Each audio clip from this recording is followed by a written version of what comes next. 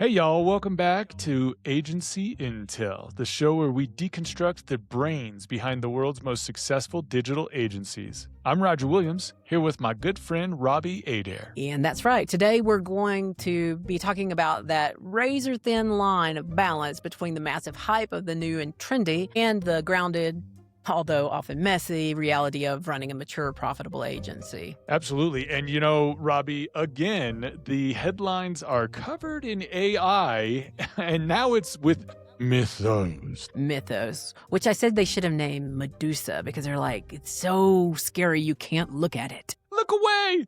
Shut your Look eyes, away. Adrian! Shut your eyes! Exactly. But you know, we are starting to see, and it's just happening today. So when this podcast comes out, I'm sure we'll have lots of them out. But just today, you were starting to see, because they did hand it off to like some of the big guys, right? Like AWS and all that. And they're starting to come back with some of their feedback on this and the case studies of what they're finding. So I think it's going to be really interesting to see where Mythos evolves. And then before they think it is something that can be or cannot be released out there into the wild. Well, and who knows, by the time we release this episode, maybe all of society will have crumbled, so... Let's hope not. Let's hope not. Well, we hope our agencies are still out there doing great listening to us. I hope you guys are too. And we are looking for sponsors, so if you're interested. This actually leads us perfectly into our guest today. In a world where vibe-coded and autonomous agents make it look like a one-person agency can rule the world, our guest is the reality check that we all need. Yes, he is the guy who has coached like 10,000 agencies through Uguros, and now he's at the helm of E2M Solutions in Vistara. He's not just theorizing about AI either. He is leading a global team of 300 plus. I think he's like 320 people, I think is what he said he had at the last event we saw him at. And they're integrating agentic workflows like everywhere. Like he showed little videos of where all they are using all of these AI agents, and it was pretty impressive. And you can really scale then. Very exciting. Well, so he's the architect of the modern agency back office and the man helping owners find their human-in-the-loop advantage in an automated world. Yes, indeed. And so who do we have on the show today? We have the CEO of E2M and the driving force behind Vistara, Brent Weaver.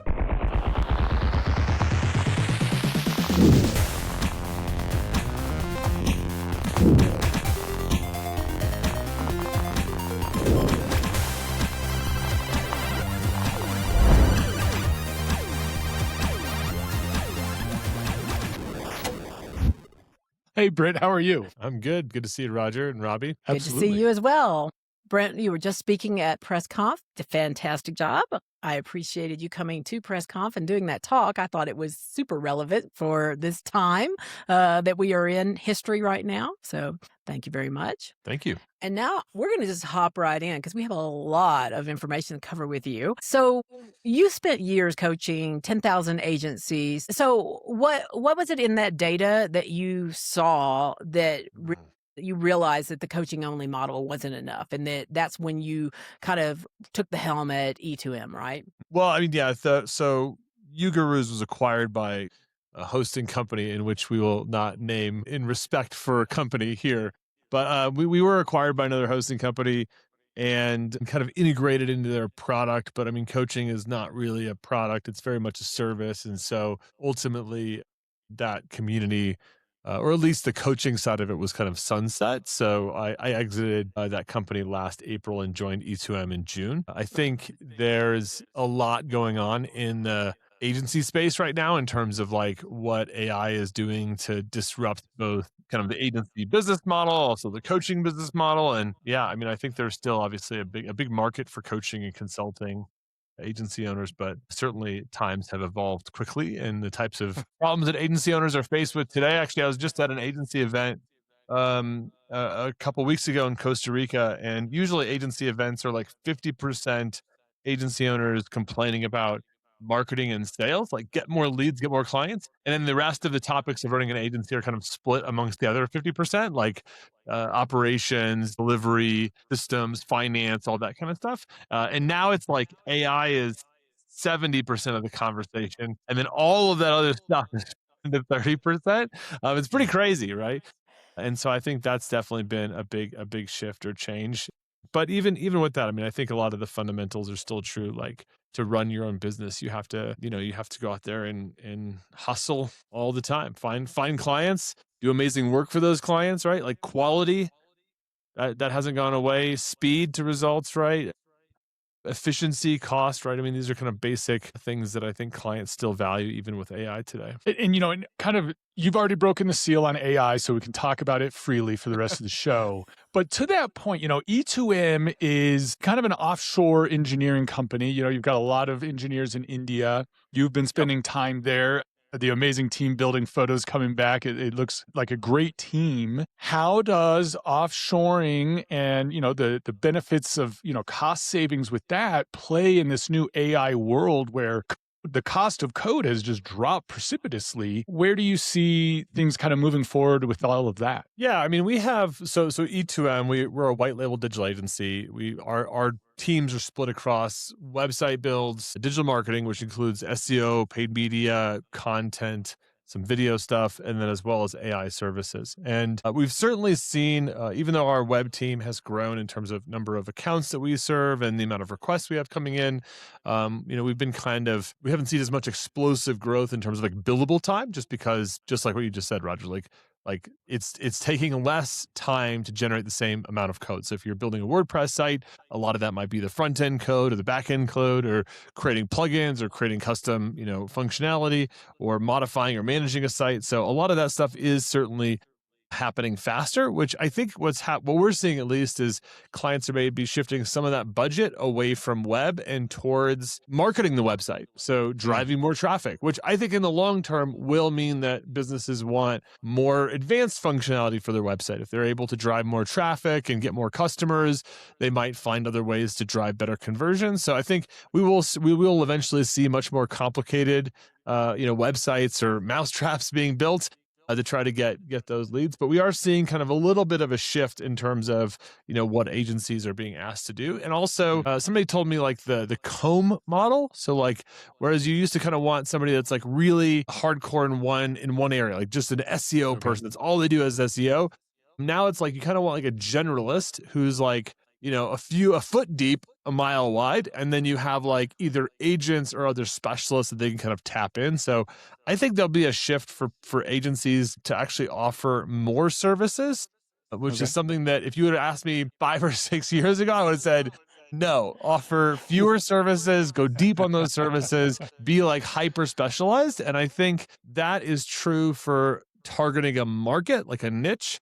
Definitely be hyper specialized, but I think capability wise, who knows how this will age a year from now, but I think capability wise, businesses are going to expect the agency to be able to do a bigger variety of things. And I think AI is enabling a lot of that. Excellent. You are practicing what you preach because you showed videos in the presentation you did, how you were doing that exact thing with your employees. And it was pretty impressive. Now, we have seen, I've had an agency for 24 years. As a matter of fact, our first website was a Flash website with video and action scripting. Woo! We've seen all these technology shifts, right? Everything. It feels like if you've had an agency, if you've been in the world of it, it's like every few years there's a new shift. But how do you feel like this AI tidal wave, as it were, does it feel different to you, or does it feel the same as those other tech shifts? Well, I don't think it doesn't feel the same, for one. It's like somebody invented, a new form of electricity. It changes the whole game. And I think if I were to look back at,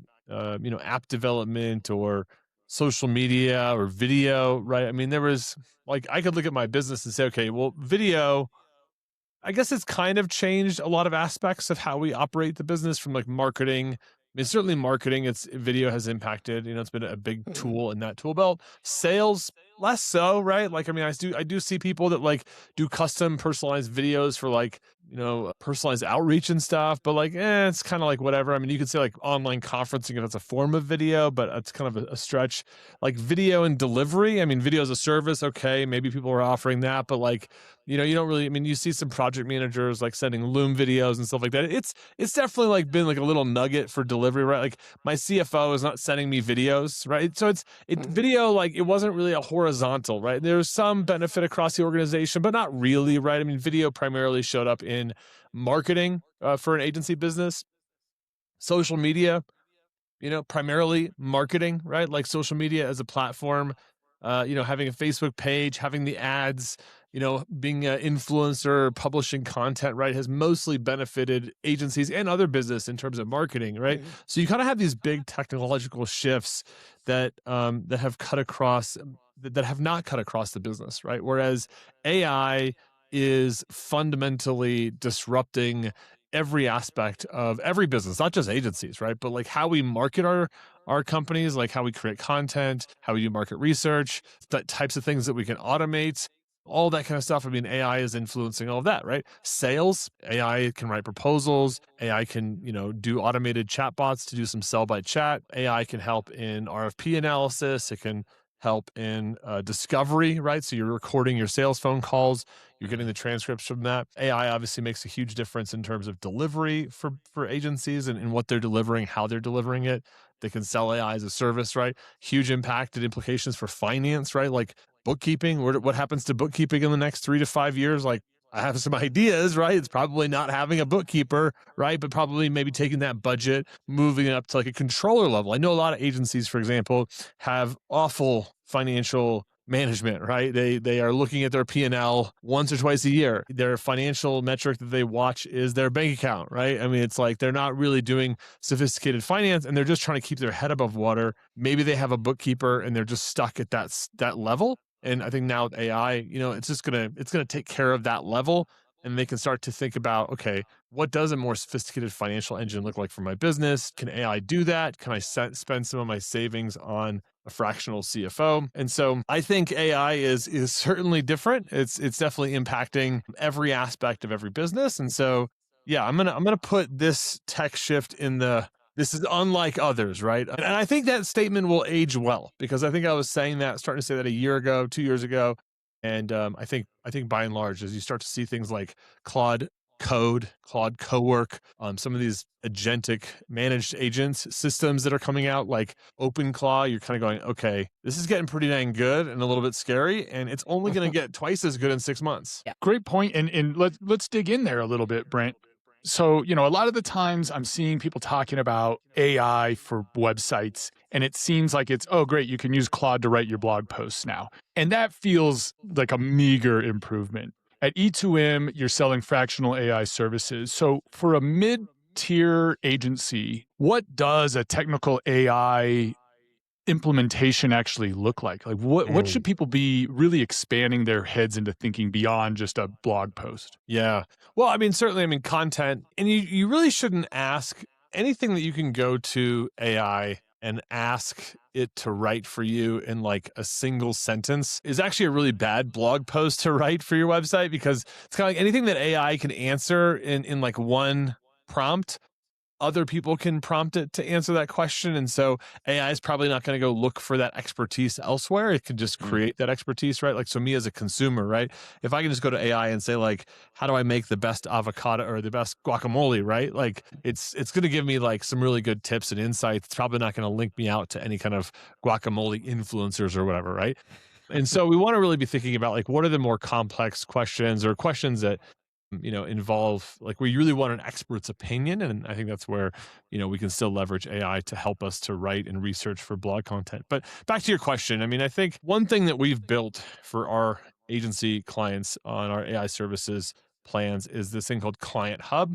And it's basically where, we have a lot of clients at E2M, but a lot of agencies, let's say you've got 50 clients and you're the founder and you've got 3 or 4 account managers. They're out all week, every week. They're having 10 to 20 calls with clients throughout the week or every other week, right? And as an agency owner, you physically can't listen to all those calls. Now we have cool transcript widgets and stuff now that like give us summaries, but it's like, well, what was the sentiment of that call? Right? Like, is this person somebody I should be concerned that they might churn, or that or maybe we're missing an opportunity to have that account grow?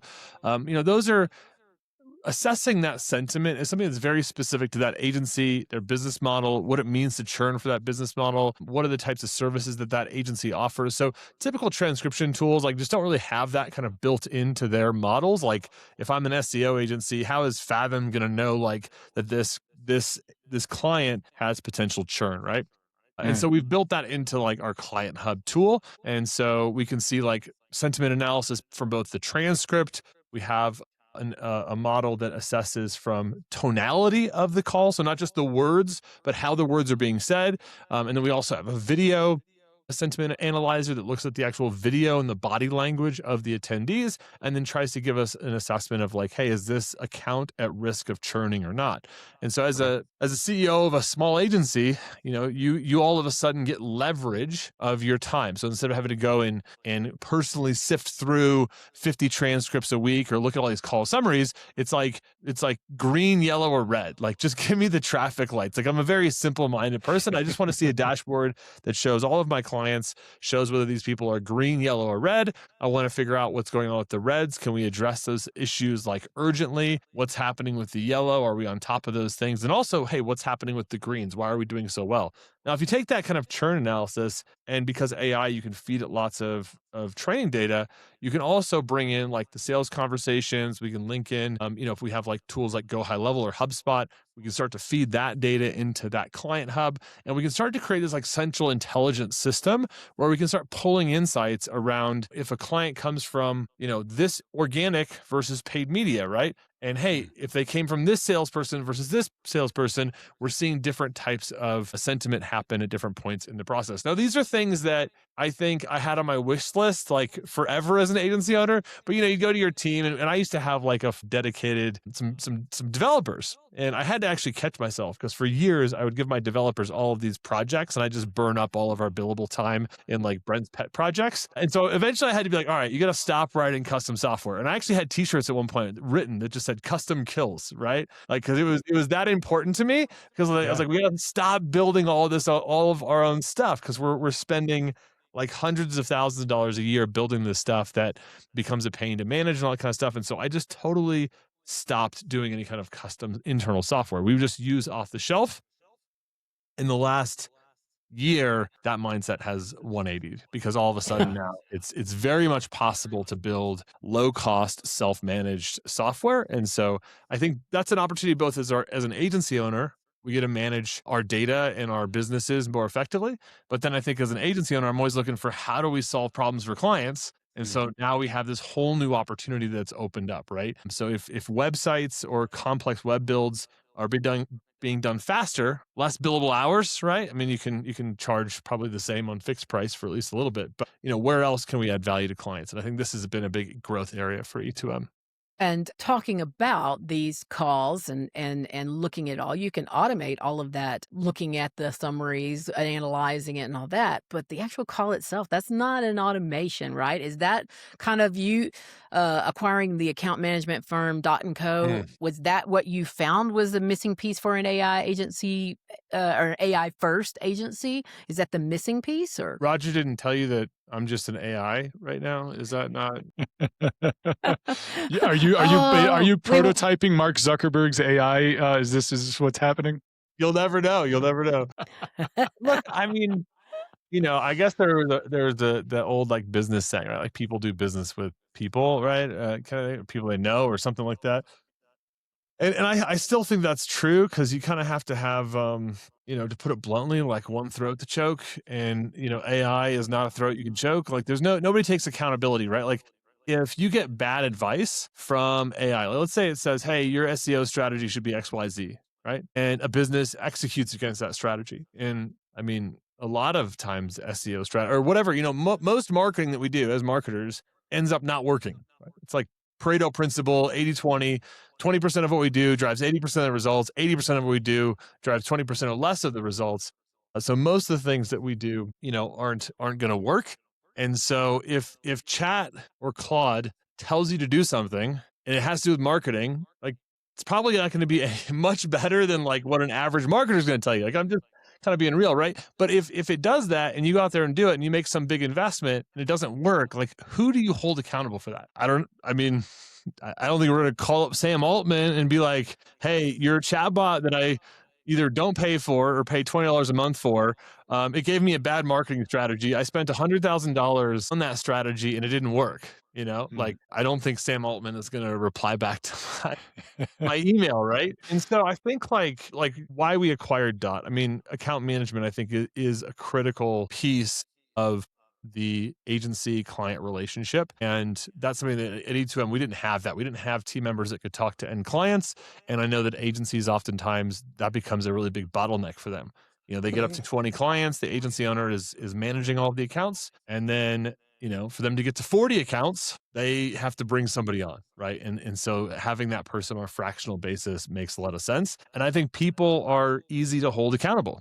You can have somebody on a call and they are accountable when they say, hey, we're going to do XYZ strategy and we're going to get you these results. Maybe it doesn't go exactly to plan, and they're going to pivot and they're going to tack and they're going to come up with new ideas and they're going to keep figuring it out until they can deliver on that promise. And that's just not something at this point I've seen AI do at all or effectively well, right?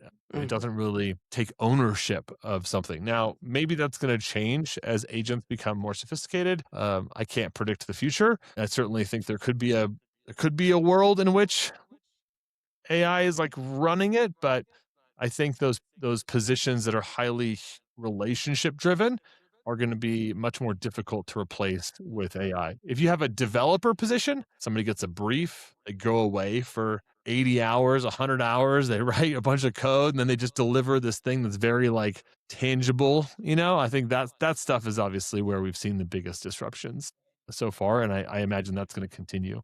Account management, not so much. I will say my AI bot always likes to say, I'm sorry if it tells me something incorrect. And I say, is this correct? Oh, no, it's not sorry.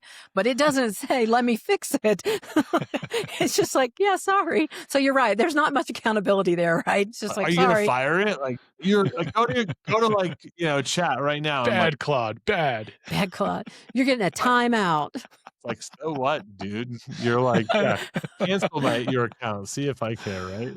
Exactly. So thinking ahead, you've warned that HubSpot and Klaviyo-focused agencies could disappear overnight. What is the one seat in the ecosystem that remains valuable no matter how smart the LLM? I mean, it would kind of come back to what I just said around like results. I think if you can get a client results that are measurable and you can put a dollar on those things, regardless of like how you do it, I think that's going to be like my view is AI is going to make technology, it's going to make complexity even more affordable and approachable, which means that things are going to become infinitely more complex. And I think that those that can take that complexity and still get results from it are going to continue to thrive. I think that's, your people are calling it the orchestrator, right? Somebody that's like looking over the whole system, like somebody that can understand a really complex and broad array of things and can oversee that system and guarantee that it's creating the output that you want. I think those people are going to still be very sought after. I think your systems engineers, your builders, people that can understand a wide variety of tools and rapidly changing technologies and can kind of stitch those things together in order to get like an output. Like, again, that's kind of orchestrator role. There's, maybe there's like more of these orchestrator roles. I call them my trains on time people, right? If you think back to like the early, like when they were building trains, there's like the person that can keep the trains running on time. And then there's the person like the maverick that's going to build the train, that's going to like blow up the tunnels and they're going to dynamite through, like they're going to solve these like really complicated problems that are really high risk, take tons of time to solve. And so I think finding people that kind of fit into those two buckets, right? Like who are your really smart engineers that are going to like build these insanely complicated systems that are way beyond our comprehension that create some kind of output or outcome for a business. And then you're going to have these like orchestrators who can oversee that system. They're probably a generalist that understands 5, 10, 15 different disciplines. They're able to oversee that. So they're getting paid more for their breadth of experience, not their depth of experience. I think within each of the categories or disciplines within an agency or within digital marketing, right, we're going to see those like builders and those orchestrators kind of emerge as like the two like most sturdy roles. If you're somebody who's like, I'll keep the analogy going, right? You're like laying tracks, like you're the front end developer. I mean, I think a lot of that stuff is going to consolidate and become a little bit more easily to replace, except for like your top 1% of that craft that has to be on call to solve the thing that nobody else can solve. So I don't know what that means for juniors, people just getting into the industry that's just looking for like baseline experience, because it's going to be hard, I think, because you'll be in a position where it's like winner take all, right? You have these like top 1% that are getting all of the jobs, and then you've got this 99% that are maybe having to grind out to get experience. Yeah, that is Absolutely. definitely a problem that we are seeing right now. I mean, it's kind of started even before this, but it's now worse with AI, that junior devs and having that whole mentorship under other devs happening and things like that. It's been kind of missing in the industry for a good probably 5 to 7 years anyway, and now it's even worse, it feels like. Now I'm going to ask you something, because as you were talking about these AI orchestrators, and I will say, I'm going to have you answer this question as yourself, but then also if you think that your agency, because you're a very large agency, and that may be a different answer for your large agency than it would be for others. And that is, do you see the future of agencies as like this lean group of AI orchestrators that are managing like a fleet of white label partners? Or will agencies go back to like bringing back in everything in-house to kind of protect their IPs? Well, I mean, as somebody that runs a white label agency, I might be slightly biased in this question. Like, be like asking Mhm. Roger, do you think people will still be hosting through a managed provider, or will they start to Right. do their own hosting? Right. Oh, please try and do your own hosting. Those are my favorite customers. I think, I mean, for a lot of small agencies, and this is actually before I joined E2M and I was advising agencies, I definitely said, look, your core business capability is a good skill set to keep in-house, right? So if you're doing like, if you're, and you have to really do some introspection around what is your core. If your core is like building websites that convert B2B leads, yes, I just said websites, but does that mean that your core is front end WordPress development or plugin writing? No, it means it's like web strategy for your niche, like the core strategy piece that you're implementing, the project management, the things of really understanding your target market and being able to build that into an effective marketing tool. Like that's core for your business. That's going to be hard to outsource to somebody else that isn't fully indoctrinated in your business. Everything outside of your core should be fair game to automate or delegate or, potentially eliminate if it's not really core to your business. So I think as an agency, if you want to maximize profitability, flexibility, then having teams like E2M is a great advantage, right? We might not go in and do that core strategy for you, but if you do that strategy and you build a brief out of that and then you assign that to our team, I mean, that's a great way to save costs, whether we're using AI, whether we have to do it the old-fashioned way because of your requirements, we can do that for probably much less than hiring, an in-house. Plus, what happens when that project's over, right? And if you have a full front end, back end, if you have a whole team that does that build and you don't have consistent, 70, 80% utilization, that's going to be a Mhm. real drag on profitability. And so a lot of agencies kind of go through these like ebbs and flows, right? They have like 2 or 3 clients they work on, they finish them, they launch them, things don't line up perfectly. So I think in that case, having some contracted, white label teams at your disposal is definitely the right way to do that. I don't know if I'm sure that will continue to evolve with AI, but I think that, again, back to getting clients results. So if you're like we have one of our clients does digital marketing for radon companies. Whoa. Yeah, I've gotten a radon system here in Colorado at one point. I didn't know there was enough of a niche market for building a whole digital marketing agency. But then I think about it, I go, okay, well, $1 million agency is $1 million a year agency is 33 clients paying about $3,000 a month, right? Or 30 clients paying about $3,000 a month gets you to $1 million agency. And so, like, are there 30 radon companies in the United States that would pay an agency $3,000 a month? Like, of course, right? Are there 100? Probably, right? You could probably build a multi-7-figure business off of that. And so, having that core specialization is something that is going to be hard for like AI to, steal or reproduce, right? Now that company might outsource some of their specific skill sets, and I think they save a lot of money by doing that, whether it's SEO or paid media or WordPress development. So, other than people starting a agency that is a radon specific marketing agency, it seems like the trend in 2026 is to be AI first or an AI agency. Is that a good strategy, or is that just a race to the bottom? Well, I guess it depends what you mean by AI first or an AI agency. I've seen a couple of different meanings from them. I actually was talking to somebody running a coaching program to help you build an AI agency. And Okay. I thought that meant, you were selling AI solutions. So we like got on this call. I'm like, oh, tell me about the AI solutions that you guys are helping your clients build. And he was like, no, actually, it just means that our services are AI powered. Like instead of having a team develop a website, we have the AI develop a website. I'm like, oh, so you're like a web agency, but you just use AI tools for that. He's like, yeah, and I was like, okay, so that's like, I guess that's how I would consider that to be like more of an AI first agency than an AI agency. Okay. Like when I think of AI agency, I use that very similar to like a web agency or an SEO agency. When I say SEO agency, they're delivering SEO, right? Yeah. Mhm. And so I think when I think of AI agency, I think of somebody delivering AI solutions in some way. I've talked to a lot of agencies and I'm advocating that agencies start looking at that as a service expansion. I have seen some agencies that are doing that effectively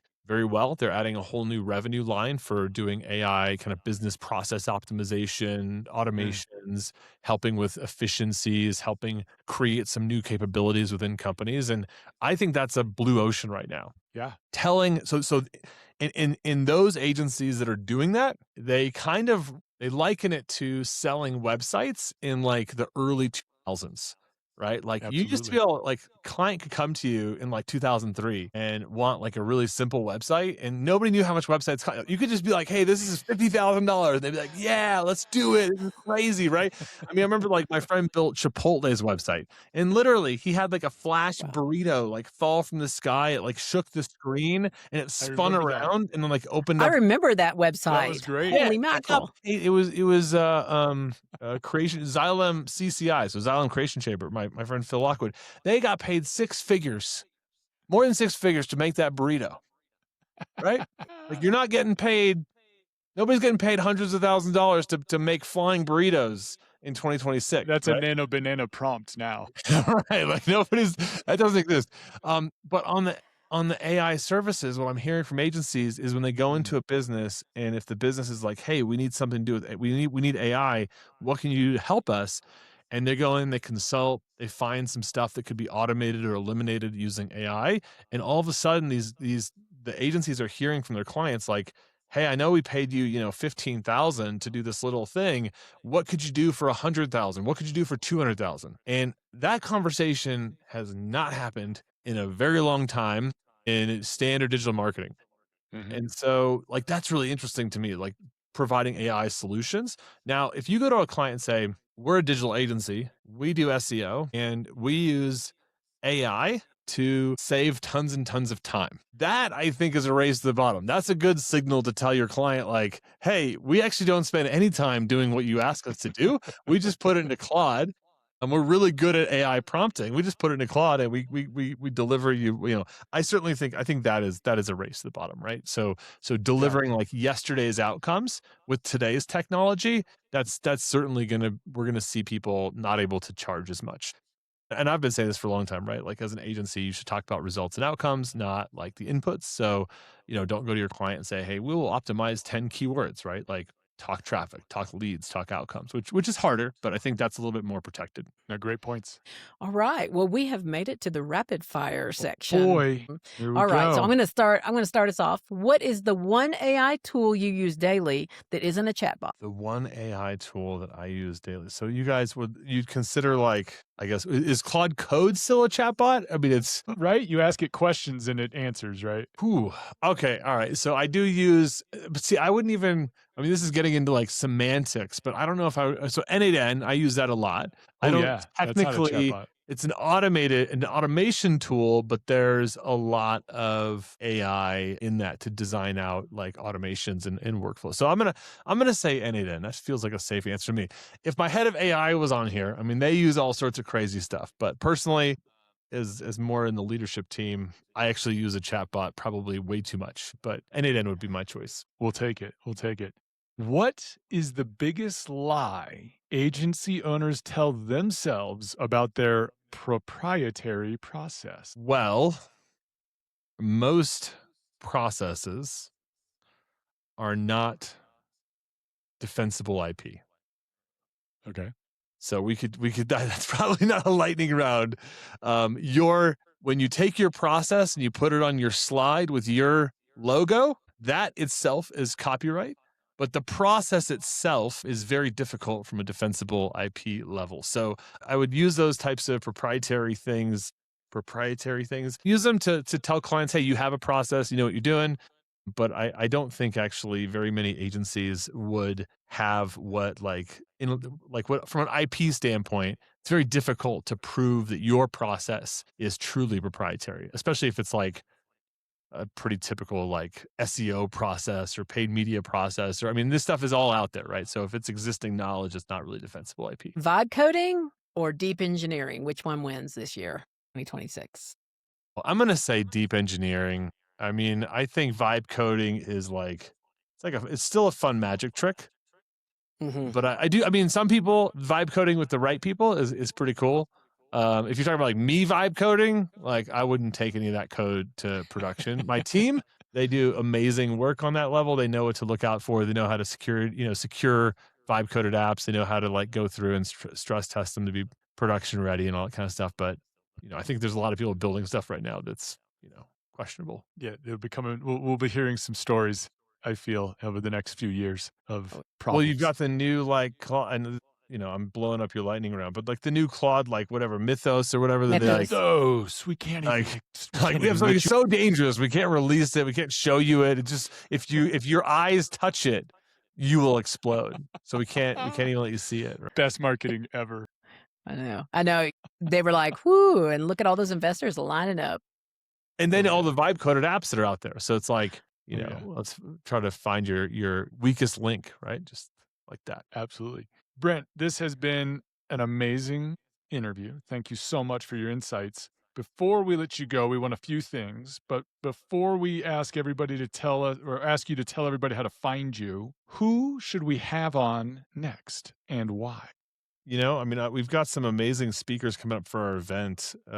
Big fan of Brittany Moeller.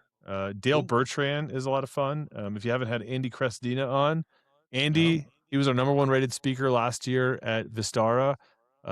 He is a true delight of a human being. So, yeah, one of those team members. Okay. Selfishly, you could have Khushbu, our head of AI services. She if you want to go deep on AI, talk to Khushbu. Okay. All right. We'll have you set that up then, if you don't mind making an introduction for us. That'd be great. Brent, how should people get in touch with either you and or E2M? You can check out our website at E2MSolutions.com. You can connect with me on LinkedIn. It's just LinkedIn/IN/Brent Weaver. Or we're hosting an AI event, actually. Kinsta is one of our amazing sponsors and partners for that event. That's in Austin. I don't know when you're publishing this, but May 11th through 13th, we are going to be doing multiple Vistaras. So if you missed that event, fret not. There will probably be one coming up in 6 to 12 months. Awesome. I was about to ask you about Vistara, so I'm glad you threw that on there. And Roger and I will be there. We're going to get some recordings done there as well. We're looking forward to it. And that's at joinvistara.com. I didn't mention the URL. Just all right. You can probably join Google Vistara. It. Joinvistara.com. Awesome. Thank you so much for taking the time and speaking with us, Brent. We really appreciate it. You're most welcome. Woo. Robbie, every time we talk about AI, honestly, it feels like we're discussing science fiction. But yeah, and I will say this was... I was going to say, this was a really heavy AI episode, though. So it was a lot. It was a lot. I mean, yeah, like he didn't even give us a chance to breathe. It was right off the bat we started talking about AI. But I thought that Brent really brought it right down to earth, and I think it speaks to a lot of what he's doing with Vistara and with E2M. I mean, did you catch the whole part about his offshoring team in India? Absolutely. And the idea that offshore teams now aren't just those cheaper hands anymore, that they can become your AI orchestrators. I mean, that's really cool. And he mentioned that while the cost of code is dropping to zero, the value of architecture is just taking off, right? Yeah, absolutely. It's a massive shift. He's seeing agencies who are moving away from being just WordPress shops into what he's calling the comb model, where you have a generalist leading the strategy, supported by hyper-specialized AI agents or offshore experts for the execution. Yeah, and what really struck with me was his take on vibe coding versus engineering, right? So we're in this window where anyone can prompt a basic app into existence, but his team is seeing that like the stability, the security, being able to go forward with new features, that's the new premium services out there. Right. And specifically his fractional AI services. Agencies are struggling to bridge the gap between using ChatGPT for blogs and integrating AI into a client's actual business logic. Brent is literally building the plumbing for all of that. He is. And don't forget, that Dot & Co acquisition that we talked about in there, it proves his point that the more we automate the technical commodity work, that the more valuable that human account manager becomes, because you can't automate empathy or high-level client trust, or at least not yet. Yeah, no kidding, not yet. But hey, if you're listening to this and wondering, what do I do Monday morning? Brent's advice was clear. Stop hyper specializing in one delivery tool like SEO or pay-per-click. And it's interesting because 7 years ago, he was telling you to do just that. So it's really interesting to see how quickly things change and how drastically. But he's really saying, you need to start specializing in a niche market while expanding your capabilities. Exactly. Use AI to become a mile wide in what you can do, but stay a foot deep in who you do it for. And that's how you kind of avoid the race to the bottom these days, right? We hope. Yeah, right. He also dropped a heavy truth. If you aren't looking at your profit and loss or P&L, if you know what you're talking about, you should know your P&Ls more than once a year. All the AI in the world won't save a broken business model, right? So if you're selling stuff at a loss, it's just going to accelerate it down. It reminds me of when Groupon came out, right? If you messed up as a restaurant and set your deal the wrong way, it just accelerated pain. So AI is this multiplier, but it multiplies your current trajectory, good or bad. Yep. So final takeaway, Brent is a practitioner. He's not just selling us a course. He's managing over 300 people through this transition right now in real time. And that human in the loop strategy isn't just a buzzword. It's just the only way we're going to stay relevant. Couldn't agree more. We'll have links to Vistara, the event that he puts on.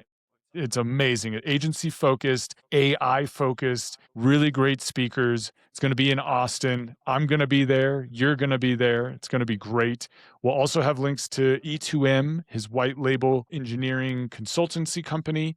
Those will be in the show notes. If you want to move from playing with AI to building an AI-powered agency, Brent is the guy to follow. Roger, copy that.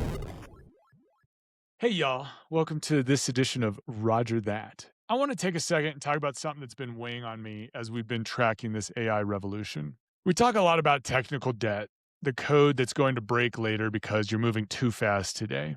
But there's another kind of debt that's even more dangerous for an agency owner, and that's authenticity debt.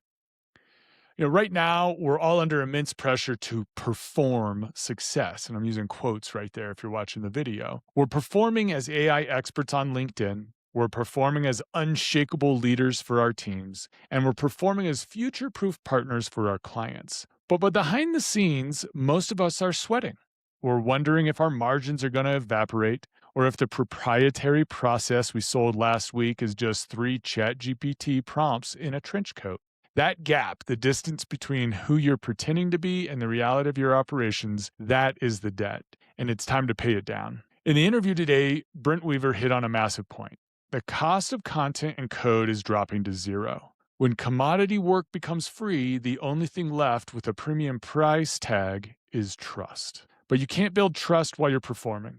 We've entered an era of AI washing. Clients are smart, and they can smell the BS. They don't actually need you to have all the answers right now. Nobody does. What they need is a partner who is radically authentic. If a client asks, how is this AI shift going to affect my data security? And you don't know yet, the most powerful thing you can say is, we're still stress testing that, and I'm not comfortable giving you a yes until I know it's bulletproof. That's not a weakness.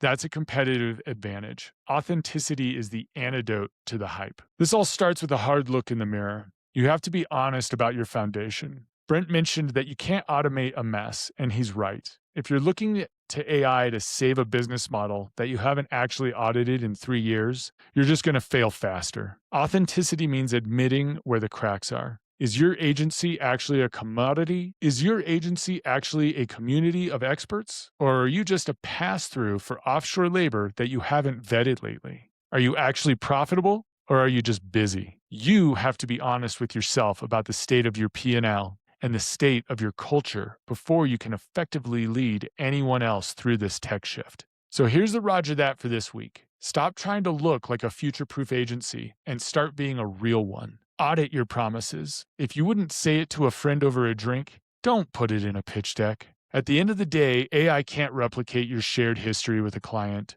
or the scars you've earned from the past tech shifts. Own those scars. Be honest about the uncertainty. Because in a world of generated content and vibe coding, the most insider knowledge you have is the truth. Roger that.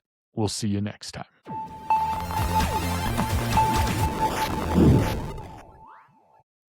All right, it's time for another Robbie's Radar. And this one is really a follow-up to the last segment that I did on Slack, introducing you to Slack. Because once you do decide to use Slack, the next question should be, how do we actually structure this thing so it doesn't turn into chaos? Really, just chaos. And that's what it can be.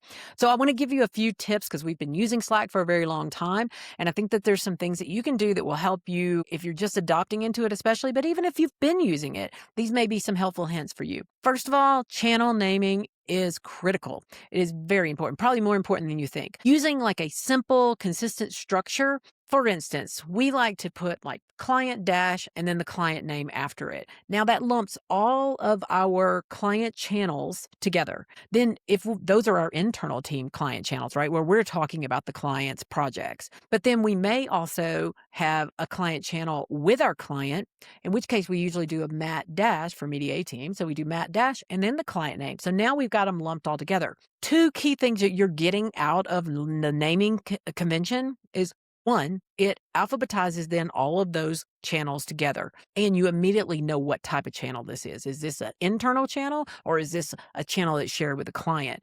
So it kind of sets you up for success right out of the bat because you know what you're looking at whenever you go in there, and it makes it faster to find things, the channels, when you're looking. There's no guessing, no confusion. You know, you're inside this client when you know that you can talk to the client. Now, I do want to point out sometimes with your clients, you may need to take that a step further, right? Like client dash client name. I'll use Acme. I'm like the Roadrunner and Wile E. Coyote. So client dash Acme. But maybe we have a really big project and it's going to have a lot of noise around just that one project. And so what we may do is do client dash Acme dash project name. Now, be careful. You don't want to do this unless you really need to do it, because then again, you're just creating more noise, right? So don't over segment too early. But when you do have one of those type projects, or for instance, we have a client where we work with two different departments with that client. So we have client dash client name dash the department and then the client dash other department. So that way we've got them, they're again alphabetized. So even though there's multiple client channels, they're still lumped together and we can see it. And so if you think about your naming before you go in there, and that's just talking about clients or, you know, client projects, channels, or client combined channels where you can talk to them, you also may want to have some things that are like team dash. So if there are things, you know, team dash check-in meetings or team dash hours or whatever it might be, you may have some other prefixes that you use to lump like channels together. The second thing is think about who really truly needs to be in the channels. So populate those channels appropriately. Keep it very tight. Only the people who are really working on that project need to be in it. You know, you don't need just spectators. No, just in case we need them in there. Don't put them in there yet. Even if you think, well, they're going to cover for someone else, wait till they're covering for them, then put them in that channel. Because otherwise, if they just see that, it'll become just noise over there that they're ignoring. So put the key players that need to be in there in there. And then when you're thinking about with clients, you want to have your lead from that client in there. Whoever is a decision maker you want in there, but then you may have other people on that team, stakeholders that need to be in that communication. And those channels that have your clients in it, you want to make sure that you keep it to no side conversations. Everything needs to happen in here. Don't be sending emails as well. Then that's that, oh, I didn't see the email or whatever, right? If you have that client in there, you need to tell them, this is our source of truth for this. We're going to always look in there. Put your wants in there. Even if you email them to me, guess what? I'm going to put them in there as well, because we need everything in there if we onboard another team member or they have someone come in from their side, they would be able to go through and see what has happened and look at the history in it, as well as you can search it. And so that way, even for myself, I mean, we work with clients for years. I may be like, oof, we worked on this project with them. When was it? I can literally go in the channel and search for something relevant to that project and find when we talked about it, what was said, all of that. And so having that searchable content in there is great. Now, here's another thing inside of those channels that I think is a key thing to do, but also, again, don't overdo this, but you can pin things at the top. So you can pin some content, like key content. And again, for onboarding people in, other team members coming into that channel, if the relevant information is pinned at the top about that channel, then they can kind of quickly get themselves up to speed. If that relevant information turns out to be pretty big amounts of data, try using the canvases, right? So you could put files on those canvases. You could have text information on the canvases. So you can have canvases that have a lot more. What you could pin up at the top is, hey, here's where you can go to this canvas to find this. But only pin things if they are relevant. And I kind of try to think of it as, if I did put another team member in this channel, what would they need to know to kind of quickly get themselves up to speed for it? And then the other thing for clients is you need to tell them up front. Like I said, you need to set your expectations to say, this is where we're going to communicate. If they're also then in there, you need to teach them how to tag people appropriately. They don't need to @channel every time, right? If they're sending me a question, they need to just @me. If they're sending one of the team members a question, they @them. And so that way, not everybody's getting notified every time they say @channel. So only use @channel when you need @channel is what I say.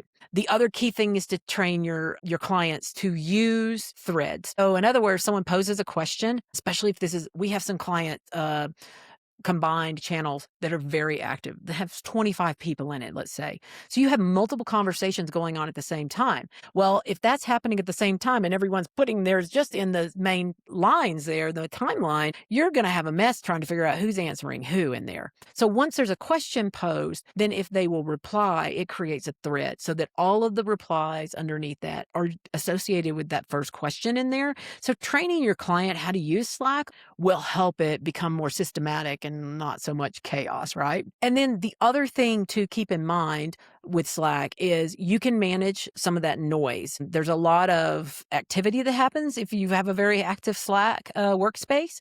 And so you need to be able to turn on notifications strategically so that you're getting notified when you need to, but not when anything happens in that Slack workspace, because it'll drive you crazy. And then you also will miss important things. There's also a cool VIP setting for key people that you don't want to miss anything from. And so you can make them VIPs and you will always see their notifications. And don't be afraid if you're in a channel and you're like, I don't need to hear everything in this channel. Don't be afraid to mute a channel if you need to. Now, you can mute and say, still notify me if I'm tagged, but you can mute kind of the whole activity there. So it won't be something that's always catching your eye there. Slack should be signals to you, not static to you. And at the end of the day, Slack isn't powerful because it's Slack, right? It's a communication device. It's powerful because of how you structure it. And you get that structure right off the bat, and everything is going to get easier. Communication gets easier, onboarding clients and team members, all of that becomes easier. And the client experience is usually very well receptive. Once you get your client used to having to use that, they don't want to go back to sending you emails or phone calls or Zoom meetings. They want to hop in Slack. We can huddle if we need to do a video call. It's all right there. So again, whatever your communication tool is, I'm giving you tips on Slack because that's what I use. But even in other communication tools, there are organizational tools you can use. There are notification on and offs that you can use so that you can keep it manageable for you and useful for you. So get in there, play around. If you already use Slack, if you don't have all of your channels organized and named appropriately, setting up your notifications, now's the time. Take a little time to go and do that because it will make it feel so much better and so much more usable for you in the long run. So this has been another Robbie's Radar, and I'll have more intel coming to you soon.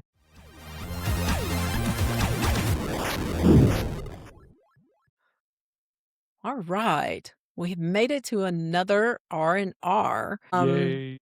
Are you ready for this one, Roger? I don't know. Am I? What do you got? Let's hear you first. I was going to say, okay, so mine, it might sound a little different, but it made the biggest impact on me years ago with my agency. And Okay. that is hire a housekeeper.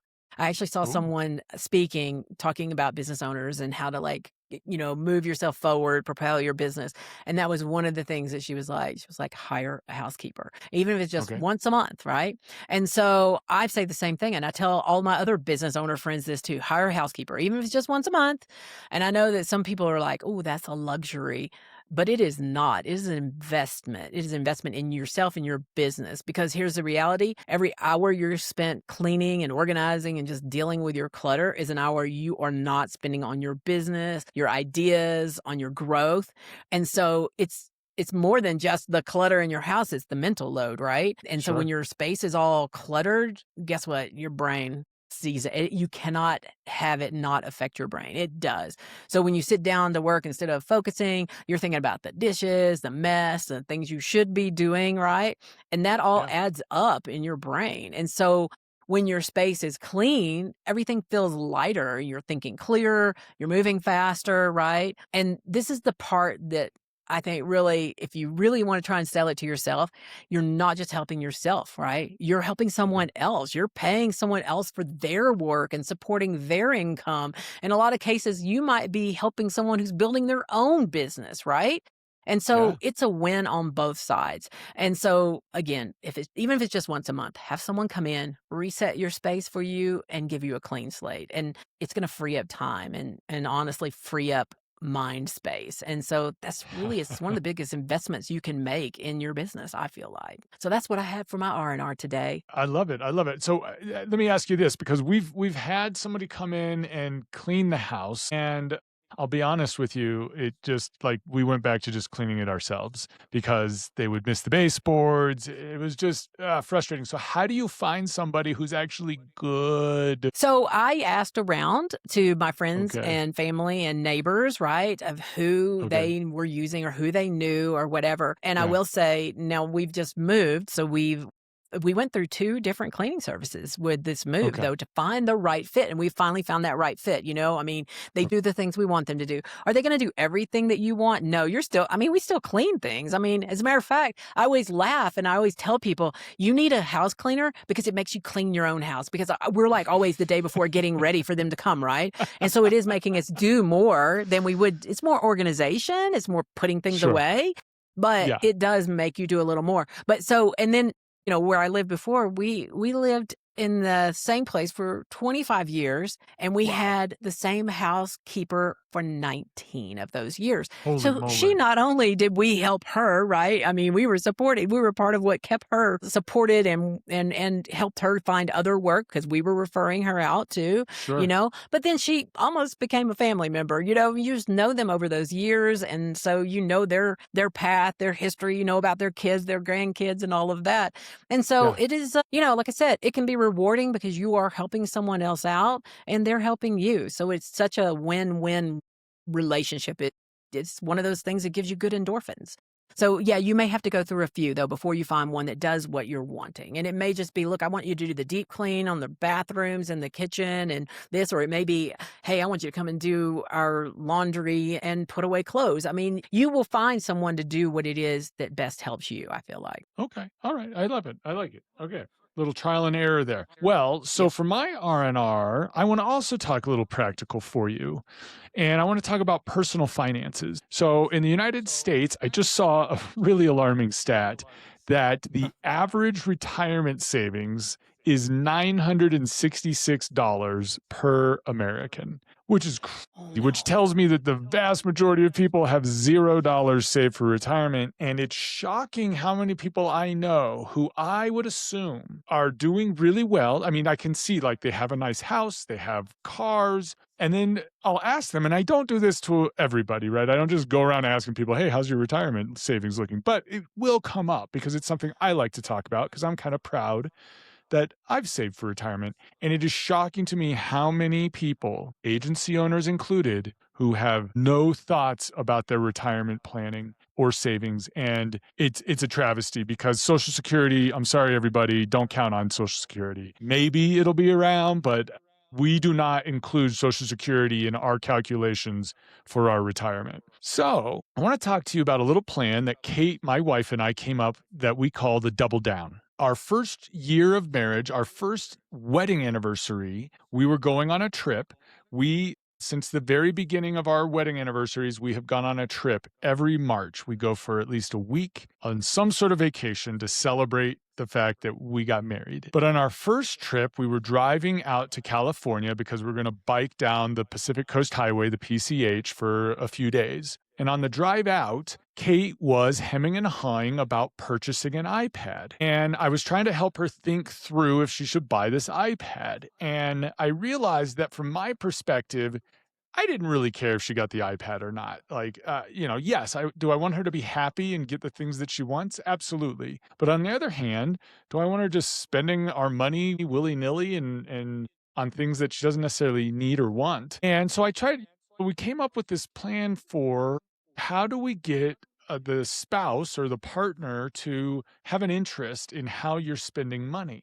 And so the first rule is anytime you're going to make a purchase, you need to have the cash for that purchase. Do not create debt for small purchases like an iPad. If you don't have the money to buy the iPad, don't buy the iPad. That's the first rule. The second part of the double down, though, is you should have an equal amount of cash to put into a shared savings account. And now, as the spouse, I'm all for her buying that iPad because now I've just made half of whatever the cost of the iPad is into our shared savings account. And so what we've done over 15 years we've been married, is anytime that there is discretionary spending, so anything that is outside of food, shelter, clothing, all these things that you have to buy, it applies to the double down account. So an iPad, going out for dinner, lavish clothing, things that you don't have to buy, get applied into the double down. And we have made amazing savings with this over the years. We saved enough to basically purchase our property when we bought it through the double down plan. And so it does take some work. Fortunately, Kate loves QuickBooks. She does enjoy doing the accounting for this. And so you do have to have somebody in the partnership who is willing to spend that time doing it. But if you do this, you will stop spending as recklessly because you'll be thinking, wow, this is actually twice as expensive as what the label says on it. But then as a couple, you are building savings together. And that's just a really great thing to do. So I highly recommend it. We call it the double down. If you have questions, feel free to ask me, but it's been very successful for us. Maybe it'll help you out too. I love it. So now the account, is it just a regular savings account, or are you guys putting this into an investment account trying to make more with it? Correct. So this is just a regular savings account at your bank. And then as you get money in there, you can then choose what you want to do with it. So we do also have a 6-month savings account that we replenish, and sometimes we'll use this money for that. We built a building, a warehouse recently. We used the money from that for the down payment on that. And so you've now got the discretion to use that as you want. If you want to put it into a more restrictive, higher percentage savings account, you can look at doing that. There's not really great rates on much things right now. So not right now. But I would recommend, this is also, we're getting into a whole nother topic here. We should probably do a whole episode talking about retirement and investment and gambling and all of those things. What you want to do, though, is start thinking about your risk assessment. Are you okay with losing a significant amount of money with the idea that, hey, maybe I could make a bunch? You go down and play blackjack, there is a chance you could make a lot of money. There's also a chance you go to zero. Yep. So you need to figure out what your risk tolerance is. My risk tolerance, especially as I'm getting older, is getting lower and lower. I do not want to lose all my money. So we're a little more conservative. I use index funds pretty much primarily, but that's a different discussion. Yes, it is. Well, thanks, Roger. I like that. You and Kate have a nice little idea there that can create a savings. Anything to, I'll call that gamifying your finances so that you can make some savings and make it so that it felt like you were in control of your own future. I like that. Absolutely. And also, it's that couple dynamic, right? Like you and your partner are now investing together, at least into saving. And, there's a lot of partnerships that fail because of financial issues. The more that you can talk about it with each other, the more open you are about your finances. Personally, I think that is always better. Money can be a very sensitive topic. And so the better you are at talking to each other about it, the better your relationship. Absolutely. Communication on all levels. Agreed. All right. Well, we've wrapped up another episode here. So don't forget, like and subscribe to watch for the next episode coming out. See y'all.